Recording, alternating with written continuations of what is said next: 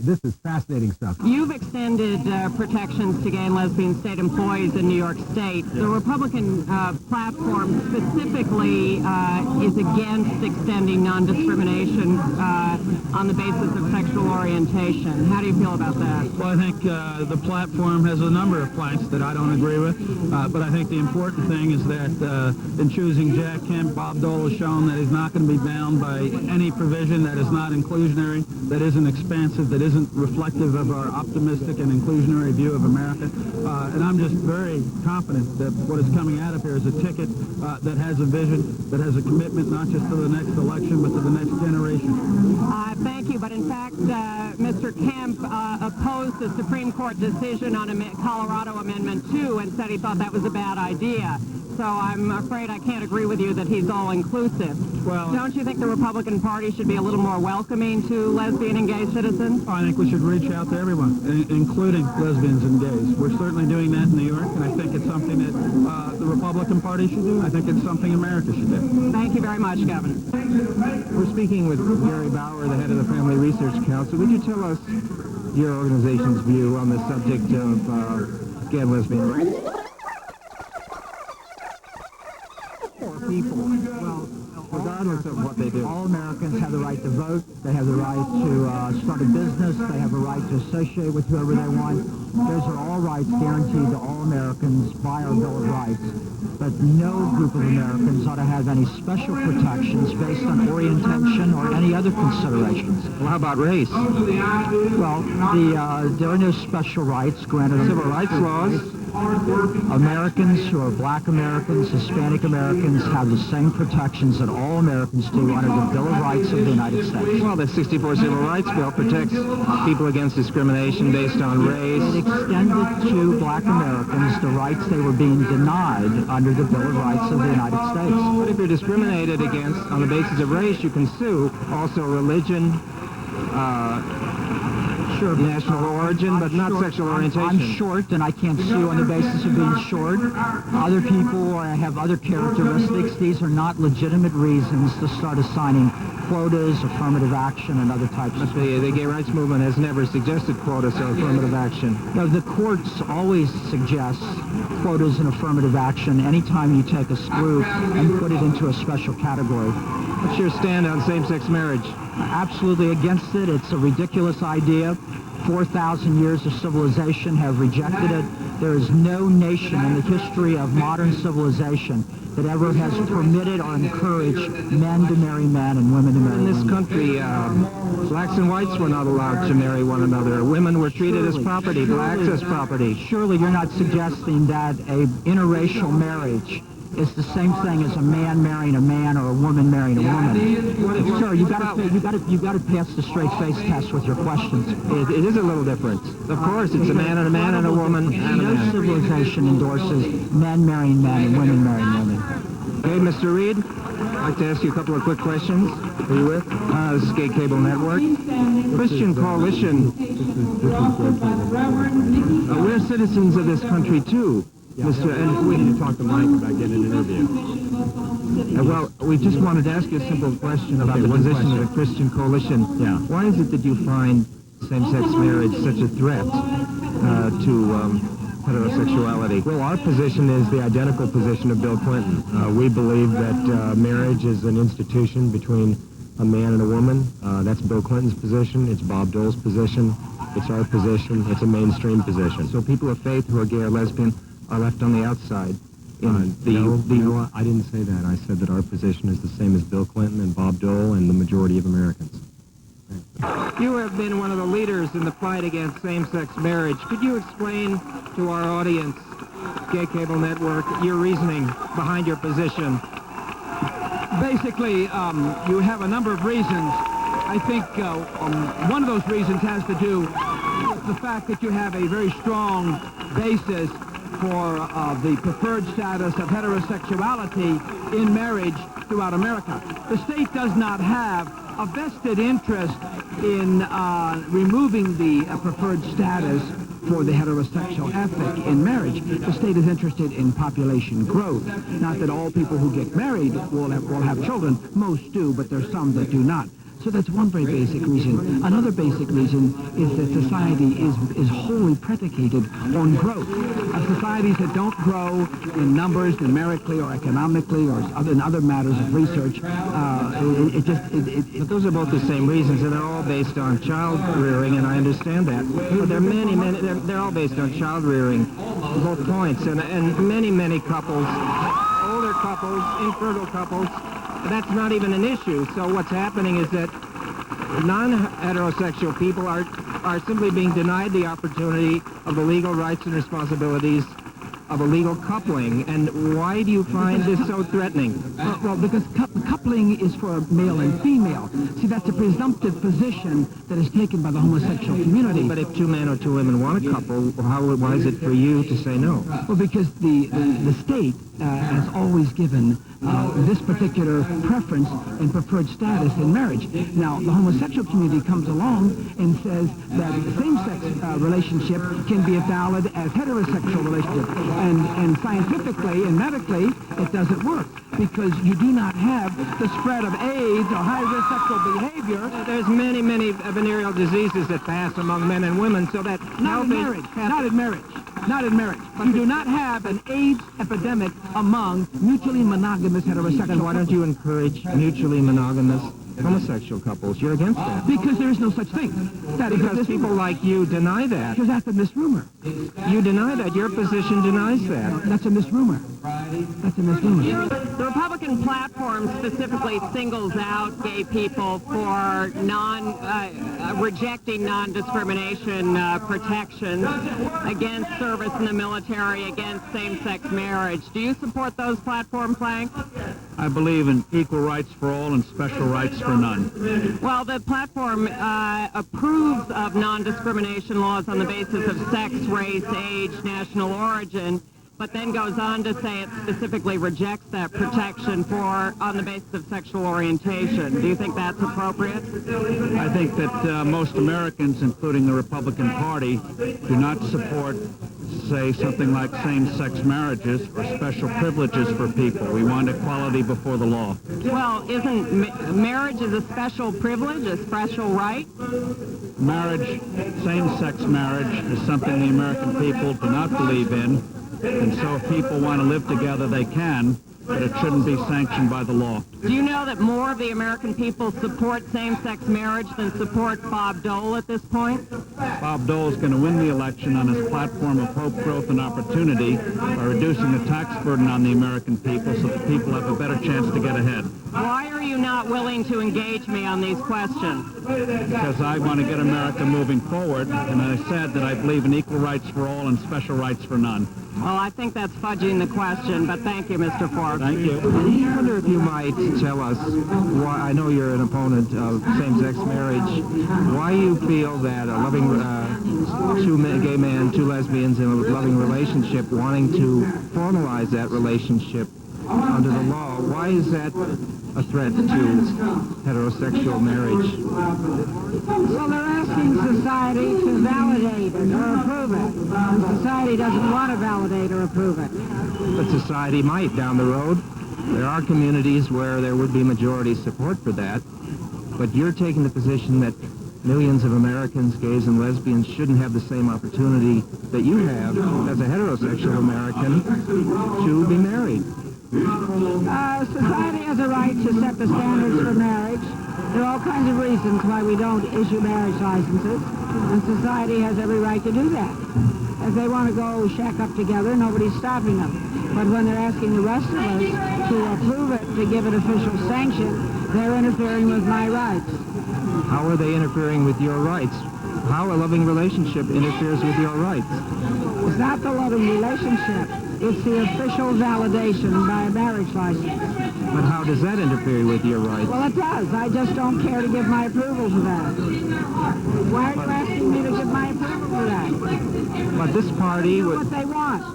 But in this party, we heard several speakers talk about inclusion in the big tent, but it seems that gays and lesbians are outside that tent.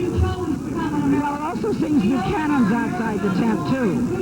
So that is the subject I'm addressing myself to. Well, maybe Buchanan ought to appreciate, perhaps, what it feels like to be outside the 10 and support gays and lesbians. Well, I'm not speaking for him. I'm speaking for myself. You feel that you have a gay son, and many men, but you understand what it's like for many parents in this country, and they see their children who they love treated as second-class citizens. Sometimes they're fired from their jobs simply because they're gay. They're denied the right to be in the military. Sometimes lesbians have their children taken away from them. Doesn't it sound as if we have a two-tiered society, the straights on top and the gay people having to be in a second-class position? Well, I don't think society should validate any sex outside of marriage. And we have the right to establish the requirements for marriage. Just as we don't approve of polygamy, we don't approve of incest, we don't approve of people under a certain age getting married, and we don't approve of same-sex marriage. Well, if you don't allow gays and lesbians to be married, then you're saying they should live a life of celibacy. So should other people who are not married. You support the sodomy laws? Oh, I don't have any opinion about that. Well, finally, you know, the party is very strong for family values and building commitment among people. Wouldn't it make sense, if one supports family values, to support the bonding of loving relationships, whether they be straight or gay? No, it wouldn't. Because marriage is not about loving relationships. Marriage is about a man and a woman making a contract for a lifetime commitment. A couple of quick questions for Gay Cable Network. Could you tell us your view on same-sex marriage, why you support DOMA? Well, because I think that the institution of marriage in America has been ordained as a way of procreating this human race. I believe it's been supported that way by societies, by religions, by moral equivocators all across the globe because it does that. And DOMA is simply an affirmation that marriage in America ought to be between a man and a woman to procreate the race. So what's wrong with two gay men, two lesbians in love with one another, validating that love under the law? How does that threaten heterosexual marriage? Well, because I think every time you denigrate that institution... So how is that denigrating the institution? Well, what's next? But that's not answering the question. No, it is, because It does not. Well, excuse me, you asked me the question, and if you're going to allow me to answer the question, I'll answer it. But the bottom line of it is, laws are made in this society to protect the society from other things. That's why we have laws. The laws that protect marriage, that have now been institutionalized at the federal level to protect the marriage between man and a woman, are there to protect this society. And the fact of the matter is, we're not going to start a slippery slope between men and dogs or whatever else, because it's not good for society. It's as simple as that. But you haven't given any answer why you can't validate the love between two men and two women. If you don't You understand, cite men and dogs. That's not the same thing at all. If you don't understand what I just said, then I would refer you back to the law as it was written and to the good book from which it was derived. Quick question, Vice President Quayle. In 1992, you said that you believed that sexual orientation was a choice. Have you done a little reading and thought on that? Did you take the same position today?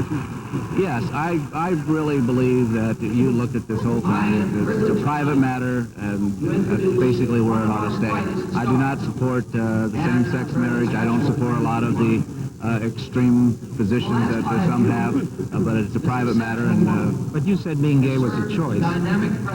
Interview with national television. yeah, I think that's probably You correct. think being straight is a choice? You choose your sexual orientation.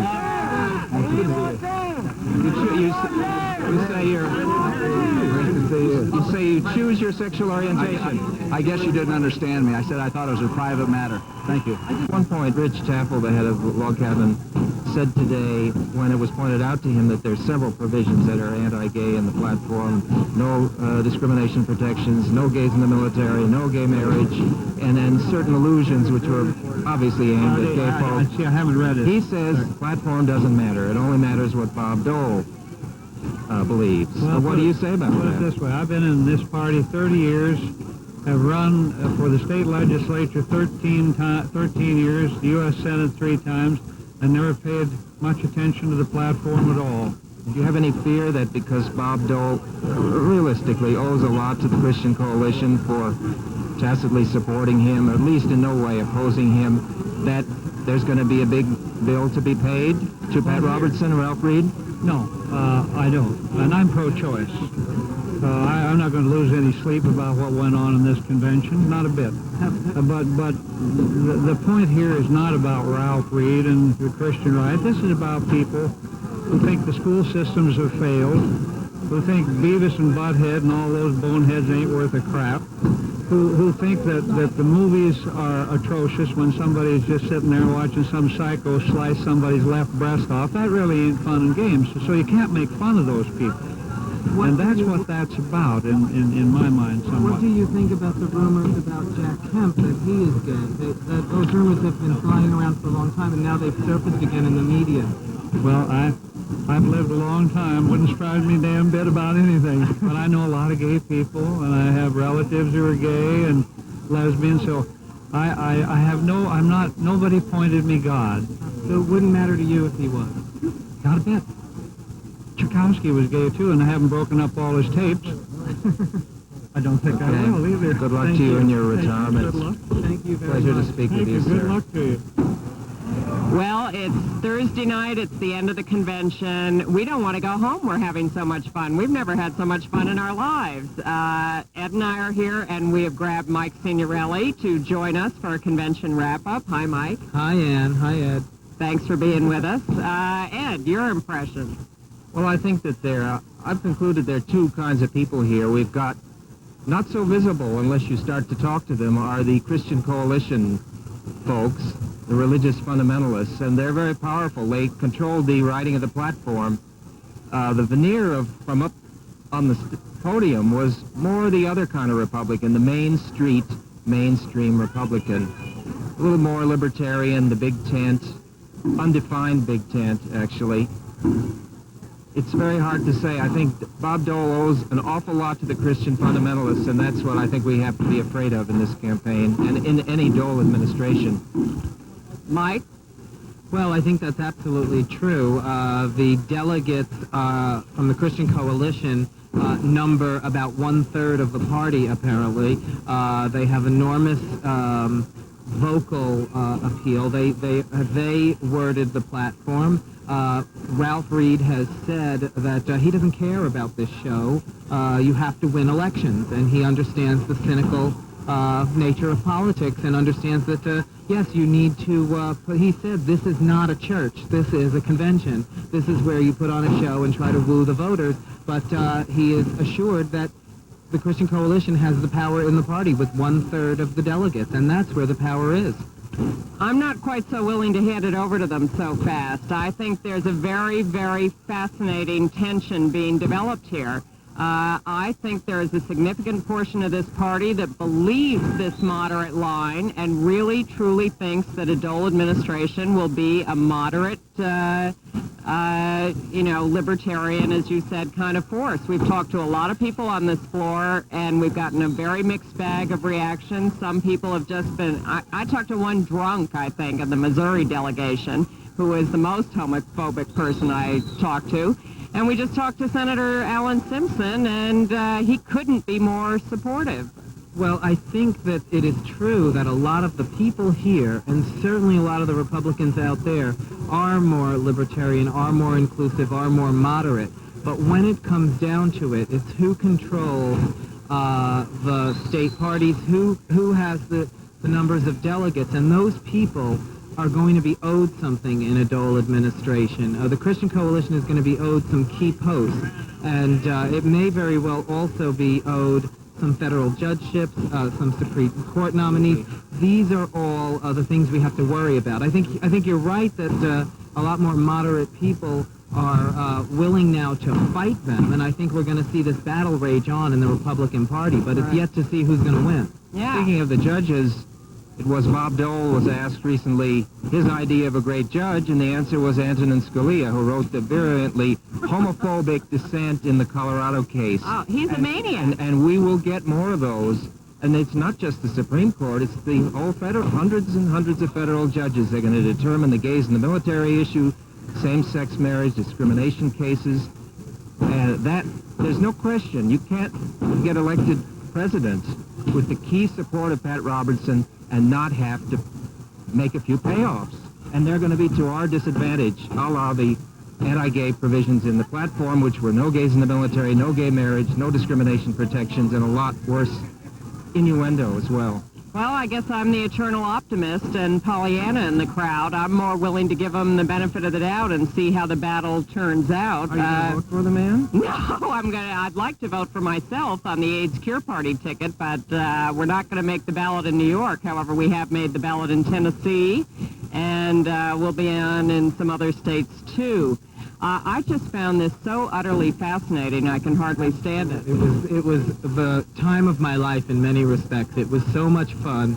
It was like being a kid in a candy store to have all of these people, both the most homophobic, virulent, anti-gay people, as well as the more moderate and gay-friendly ones. All of these people you've always tried to or wanted to get to and get comments about on gay issues and really try to challenge. They were all here for 4 days and nights. It wasn't just seeing them once or twice. You were able to have a relationship with them over days. Who did you have you have quite a new relationship. I was able to speak to Phyllis Schlafly every day and take her on. Tell them what you said to her. Well, I reminded Phyllis that her son is gay, something she does not want to be reminded, and I reminded her that she's probably in denial about it and that it's just totally, absolutely ridiculous and shocking that she supported and helped write a virulently homophobic platform that calls for no protections for gays and lesbians and yet has a gay son. And she said to me, well, my son's not looking to get married, and he's not looking to go in the military, so there. And we spent the next few days working on this, and I would remind her and say to her every time I saw her, Phyllis, I hope that you have been thinking about everything I've told you. And she would say, shoo, get away. And I would say, Phyllis, as I told you yesterday, I am never going away. Let us remember one thing here, no matter what we say, critical of this party and what we're experiencing here, that there's still Bill Clinton and Al Gore yet to come in Chicago in 2 weeks, and they must be held accountable because they're politicians and no more eager to bend backwards to help the gay folk, lesbians, gays and lesbians, than this party. Right. You know, there's a price to be paid in being out there advancing civil liberties for unfavored groups. But don't you get a great feeling with us here, and particularly with the amount of gay press on the floor and gay congressmen coming out and log cabin Republicans presenting their press conference in the Republican National Committee's official briefing room? I mean, isn't the world changed? How about the fact that some of these right-wingers are afraid of us? When they hear that gay cable network after them, they run. That's so right. we got a lot of video footage of the backsides. Yeah, Ralph Reed running halfway across the floor from us. The only reason you ended up getting him was because he had to stop for the opening prayer. I would say that compared to 92, where you felt completely demonized and excluded, this time around, I certainly did not feel included. That wouldn't be the right word. But I felt more like a laissez-faire, kind of like, oh, you're here. We know you're going to be here. That's fine. We'll create a space for you. So maybe as time goes on, actual inclusion will occur. Look what happened. They paid a heavy price for that exclusionary, harsh attitude last time that they projected. So they knew they couldn't do that. And thus they are acting in their own self-interest, which is the only way to get people on your side, is if it becomes in their self-interest. And what about Dole's speech tonight? I heard most of it. I didn't hear any homophobic remarks or even coded references, nor did I hear the words lesbian and gay, but it was absolutely free of homophobia, coded or overt. Well, they talked.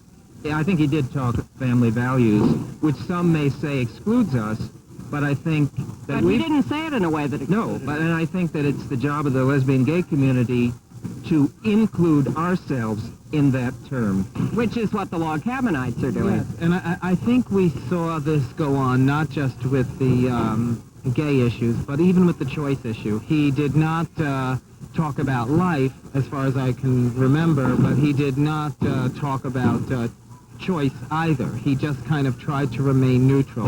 And neutral's not good enough. But certainly the religious right is saying that right now, and we have to say the same thing. We have to demand that we be included, and that means that they speak our name. We're no longer going to just be in the closet.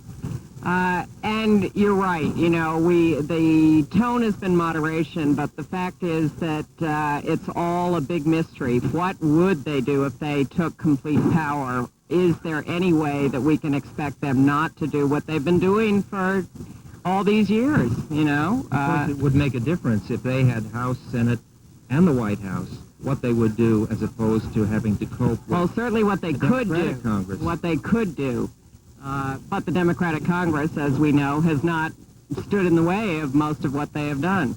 Well, our cameraman is giving us the wrap-up sign. He's sick of listening to us. We think we're fascinating, but he has other ideas. Don't you, Jeff? He said he wanted to come back tomorrow, and I told him, Jeff, there's going to be no one here but the cleanup crew. Yeah, well, that's because he finally got into shorts and got comfortable after he'd been sweating for the whole week. I wish this whole thing was permanent and that I could just come here whenever I need to access these people.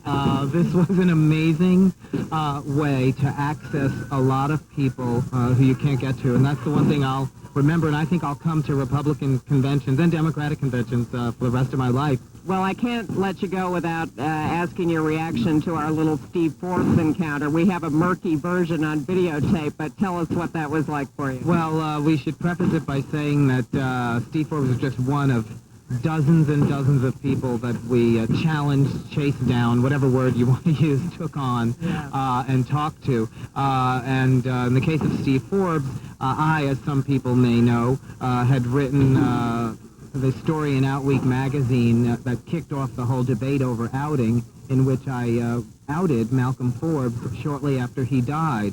At the time, that was the most controversial thing imaginable, even though he was dead. Of course, we see now people outed routinely, and it's no big deal. But back then, it was controversial. And that was only a few years ago. And right, and Steve Forbes, throughout his campaign, although the New York Times back at the time wouldn't mention it, they just wrote about a recently deceased millionaire who was outed. 6 years later, while Steve Forbes was campaigning,